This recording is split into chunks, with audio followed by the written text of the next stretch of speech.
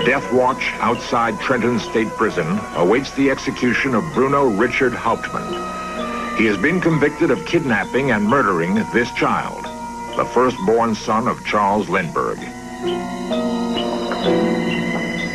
On the night of April 3rd, 1936, Bruno Hauptmann is put to death.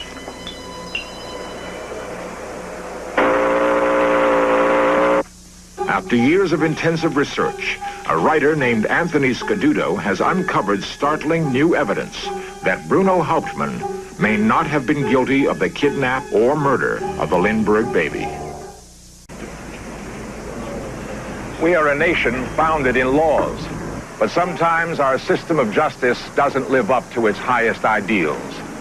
With newly uncovered evidence, we're going to go back more than half a century and carefully re-examine a moment when justice may have faltered.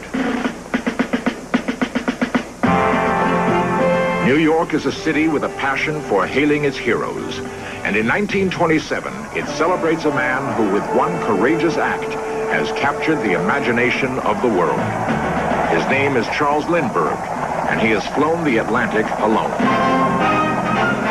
The most famous man of his time, Lindbergh shuns the public eye. As privately as is possible, he courts the beautiful Anne Morrow, daughter of an American ambassador. Soon the couple is married, and in 1930, their first child is born. It is a boy named Charles Augustus Lindbergh, Jr. As the son of a national hero, he is famous and adored, but his life is doomed. On March 1st, 1932, the Lindbergh home is secretly entered through the second-floor nursery window. The sleeping Lindbergh baby is stolen from his crib. A makeshift wooden ladder was used to reach the child, while the Lindberghs were on the floor below. Within hours, the Lindbergh house in Hopewell, New Jersey is crowded with police. A ransom note demands $50,000 for the baby's safe return. Posters describing the 20-month-old baby are quickly circulated throughout the country. New York and New Jersey police are assigned to double shifts in an all-out search for the child. In New York City, first contact is made with the kidnappers by a retired school teacher named John F. Condon. Condon becomes a go-between in the attempt to recover the child. The baby will be returned, I hope, in a short time. We are in contact and nobody is giving up. A month after the kidnapping, Condon and Charles Lindbergh deliver $50,000 to a cemetery in the Bronx. The ransom is accepted, but the Lindbergh baby is not returned. 1 month later, near the Lindbergh estate, the baby's body is found. For the next 2.5 years, police and the FBI tried desperately to solve the crime. Marked bills from the ransom money are turning up throughout New York. In September of 1934, one of the ransom bills is spent at a gas station in Manhattan. The man who passed the bill is an immigrant German carpenter named Bruno Richard Hauptmann. Police search his house in the Bronx. In his garage, they find hidden nearly $15,000 of the Lindbergh ransom money. Hauptmann is arrested and taken to the Bronx County Courthouse. Amid a flurry of publicity, he's charged with murder. The long and frustrating search for the kidnapper of Lindbergh's child is finally over. Though the evidence against Hauptmann is totally circumstantial, authorities feel certain they've found their man. Hauptmann is arraigned in New York and extradited to New Jersey for trial. Flemington, New Jersey is a small and quiet town. But on January 2nd, 1935, its normally tranquil courthouse becomes the focus of world attention. Thousands flock to what newspapers call the most sensational trial of the century. Though he hates the publicity, Lindbergh attends on every single day. David Willents heads the prosecution. The noted criminal lawyer, Edward J. Riley, is in charge of Hauptmann's defense. All counsel are prepared. We do not anticipate any adjournments, and we are ready to go. Since the time of his arrest, Hauptmann has claimed to be totally innocent of the charges against him. Now, he must defend himself before a vengeful public and a sensation-seeking press. For Hauptmann's wife, the trial is torture. Judge Thomas Trenchard has allowed cameras in the courtroom so that the world can witness the trial. The ladder used to reach the baby becomes the trial symbol and a major piece of evidence. An expert claims that it was partly constructed with wood from Hauptmann's attic. A panel of handwriting experts testify that Hauptmann's writing is identical to that in the ransom notes. Initially, Hauptmann seems unperturbed. Now, John F. Condon takes the stand. He tells the court that he handed the Lindbergh ransom money to a tall, thin man with a German accent at a cemetery in the Bronx. The man called himself John. Who is John? John is Bruno Richard Hauptmann. Now, Charles Lindbergh tells the court that it was Hauptmann's voice that he clearly heard on the night that the ransom was paid. Another witness, Amandus Hochmuth, swears he saw Hauptmann near the Lindbergh house on the day before the crime. A host of other eyewitnesses connect Bruno Hauptmann with the ransom money. Hauptmann drove into my station and pulled up to an ethyl pump and asked for 5 gallons of gas. I identified Bruno Richard Hauptmann. I identified Bruno Richard Hauptmann. Bruno Richard Hauptmann was the man who came to the Sheraton Theater and handed me one of the $5 ransom bills. Now, Hauptmann's only real defense lies in his power to convince the court that he did not commit the crime. When he finally takes the stand, his denials are not persuasive. Didn't you lie on the road?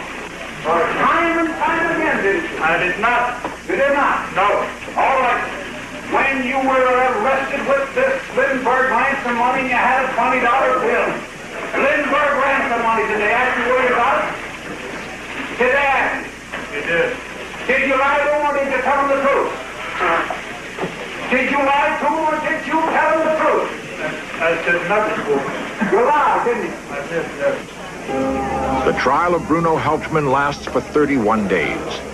The jury reaches its verdict in little more than 11 hours.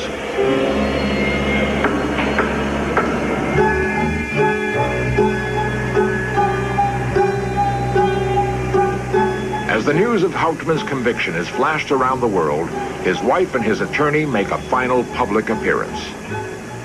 Mrs. Hauptmann, you still believe in the innocence of your husband, don't you?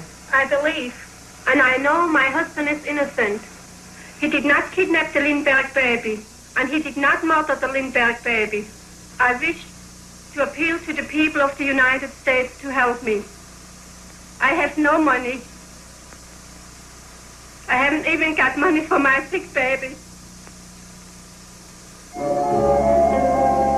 At New Jersey's Trenton State Prison, Hauptmann waits to die.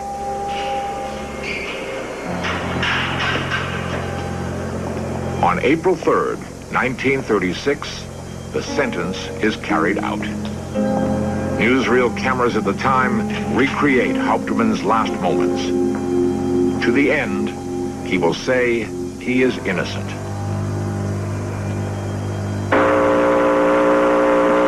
Flash, United Press, Trenton, Hauptmann executed, 8:47½. A morbid crowd outside the prison has gathered to watch the hearse leave. In New York City, nearly 40 years after Hauptmann's death, new evidence has come to light. Anthony Scaduto, a writer and a former reporter, has spent more than 3 years investigating the complex details of the Lindbergh kidnapping case. Scaduto's probing research has revealed some startling new facts. Back in 1973, I got a call from a man who had been on the fringes of organized crime for many years. I had been the mafia expert, so-called, for the New York Post. And he said he could prove that Hauptmann was absolutely innocent of the crime of kidnapping and killing the Lindbergh baby. And I began to check into some of his evidence, and I eventually got into the files of the Bronx District Attorney's Office and the New York City Police Department. And I found strong evidence that Hauptmann indeed had been the victim of a frame-up. I found evidence that all the eyewitness testimony had been, the eyewitnesses were either liars or mistaken, that the expert testimony, the expert witnesses, distorted in order to help convict Hauptmann, and that the physical evidence, every piece of physical evidence, was either manufactured by the police or distorted by them to convict Hauptmann. And I feel absolutely certain that Hauptmann was innocent. Was Bruno Richard Hauptmann deliberately sent to his death? The old Lindbergh house in Hopewell, New Jersey is today a state home for juvenile delinquents. The corner of the second floor was once the Lindbergh's nursery. The kidnapper entered through this window to reach the sleeping baby. The baby was then carried down this shaky wooden ladder. But did Bruno Hauptmann build it and then steal the Lindbergh child? You never took your children into that bedroom, did you? I never was. You never took that ladder up there either, did you? I even didn't build it. You didn't take that ladder out of your attic either, did you? No, sir. One of the major pieces of physical evidence against Hauptmann was the ladder. The police and prosecution claimed that Hauptmann climbed into his attic, cut a piece of floorboard out of the attic, went back down to his apartment, 2 floors down, back to his garage, in which there was a great deal of lumber, to use this piece of wood to construct the ladder. And an expert witness testified that the grains of wood from the remaining piece in the attic floor matched precisely the rail of the ladder that they claimed Hauptmann took out of the attic. The fact is, you could see very clearly when you put the 2 pieces together that in order to make the grains match, one has to shove one of the pieces up higher in a very unnatural, distorted position. Based on this and other evidence, Scaduto believes that the wood in the ladder may have been tampered with while in the possession of the police. The ladder, however, is only a part of the evidence that Scaduto uncovered. The woods about a mile from the Lindbergh house is the site where the baby's body was found. It was quickly buried in a shallow grave. Scaduto discovered evidence that the body was not the missing child. The body that was found was in such a severe state of decomposition that the family doctor, on looking at the corpse, said, if you gave me $1 million, I could not identify this thing. Lindbergh made the identification solely on the basis of counting the number of teeth. Any child of the same age, generally, millions of children of the same age, would have the same number of teeth. The chances are that that body was not the body of the Lindbergh baby, which means that no murder has been proved, which means that Hauptmann was absolutely wrongly convicted, forgetting all the other evidence. He was wrongly convicted because they could not prove a murder. When police discovered ransom money hidden in Hauptmann's garage, Hauptmann claimed that the cash belonged to a man named Isidore Fish. Fish, he said, was a business partner who had gone to Europe and then died. Hauptmann insisted he discovered the cash in a box Fish had left for safekeeping. The explanation seemed far-fetched and was dubbed the Fishy story. I found in the files of the District Attorney's Office and the New York City Police Department that evidence to show that Hauptmann and Fish indeed were business partners, evidence that was suppressed to destroy Hauptmann's alibi, to create this fishy story that Hauptmann was telling. Also, evidence that Hauptmann and Fish did not meet until 4 months after the kidnapping, so that there was no possibility that they had been partners even in the kidnapping and seizing of the ransom. All of this was suppressed in order to destroy Hauptmann's alibis. Handwriting played an important role in the conviction of Bruno Hauptmann. The prosecution's chief handwriting expert was Albert Osborne. The physical evidence connecting the writing of all of the Lindbergh ransom notes and the writing signed Hauptmann is, in my opinion, irresistible, unanswerable, and overwhelming. Scaduto learned that the handwriting comparisons were made largely on the basis of numerous forced dictations taken from Hauptmann at police headquarters. Hauptmann's written numbers could never be shown to match those on the ransom notes, and there is evidence of tampering. In 1977, I was contacted by a woman named Hilda Zenglein. She was a defense handwriting expert. She was dismissed because she said that she would get up and testify that the original ransom notes had been tampered with to make them look more like Hauptmann's handwriting. And she sent me an example of what she saw, and what they basically did, she said, was to round off letters in the ransom notes so they would look more like Hauptmann's handwriting. She said it was very obvious, and she was not permitted to testify. That evidence was never introduced by the defense. During the trial, many witnesses did take the stand to testify against Hauptmann. Amandus Hochmuth pointed to Hauptmann as the man he saw driving near the Lindbergh house on the day before the kidnapping.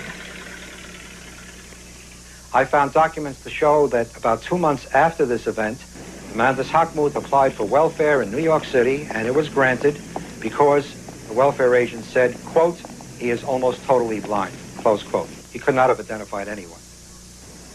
John F. Condon played a major role in the conviction of Bruno Hauptmann. Dr. Condon was a garrulous old man who very, very honestly wanted to help recover the Lindbergh child. And he injected himself into the case and was accepted as an intermediary. When Hauptmann was arrested, Condon was asked to identify him to see whether Hauptmann was the man to whom Condon had passed the ransom money. After looking at Hauptmann and even talking with him and shaking his hand, Condon stepped out of the identification room and told police and the FBI agents that he could not identify this man. He said, this is not the man. Condon would not identify Hauptmann until 2 or 3 weeks before the trial. In the interim, he had been coerced by the police. 1, he was threatened with violence, and 2, he was threatened with arrest as an accomplice if he would not identify Hauptmann. Hauptmann was also identified by Charles Lindbergh himself. In the atmosphere of the trial, the testimony was damning. Lindbergh identified Hauptmann's voice as the voice he heard in the cemetery almost 2.5 years before, speaking only 2 words, hey, doctor. And that identification cinched it in the jury's mind at the very early stages. The juries later told reporters that when they heard Lindbergh say that it was Hauptmann's voice that spoke those words the night the ransom was passed, they were convinced Hauptmann was guilty. The thing is that Lindbergh, after Hauptmann's arrest, heard Hauptmann speak those words again in the Bronx District Attorney's office, and for a full week he could not make up his mind. Not until the police had relayed to him all the evidence that they had compiled against Hauptmann, much of which I've later found has been tampered with, manufactured. All that evidence was given to Lindbergh as the reason that Hauptmann was indeed the kidnapper. And only after that did Lindbergh say, right, I'll identify his voice. And he did at the trial. Was Bruno Hauptmann really guilty of the kidnap and murder of the Lindbergh child? For Anthony Scaduto, the answer is clear. At best, Hauptmann's role, and I feel this strongly, was that he had no connection in any way with the kidnapping nor with the extortion. That his greatest part in it was to have taken the box full of money from Isidore Fish, not knowing it was money, not discovering it was money until months after he learned Fish had died in Germany. At worst, he could have been the receiver of stolen goods. That is, he could have known that this box actually contained money and that it contained hot money. I think what happened is, once they found Hauptmann in possession of the $15,000 in ransom money, they believed firmly that he was the guilty party. Individually, police officers distorted evidence, even manufactured evidence, and suppressed evidence that would have proved his innocence, because they were so firmly convinced he was guilty. And they sent him to the electric chair.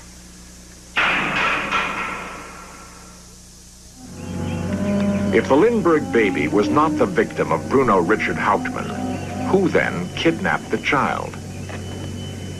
Without any real conclusive evidence, because I have not been able to get into the files of the New Jersey State Police, I feel rather strongly that Isidore Fish had some role in it. Perhaps as the kidnapper, perhaps simply as the extortionist. And it could have been two different plots.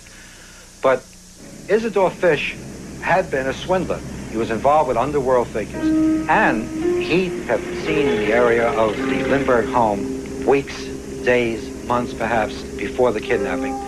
Also that Isidore Fish was known to have had business dealings and personal friends in the area of the Lindbergh home in the Sauerland Mountains. In conclusion, I feel strongly that Isidore Fish, if anyone, had a large hand in the kidnapping and/or extortion.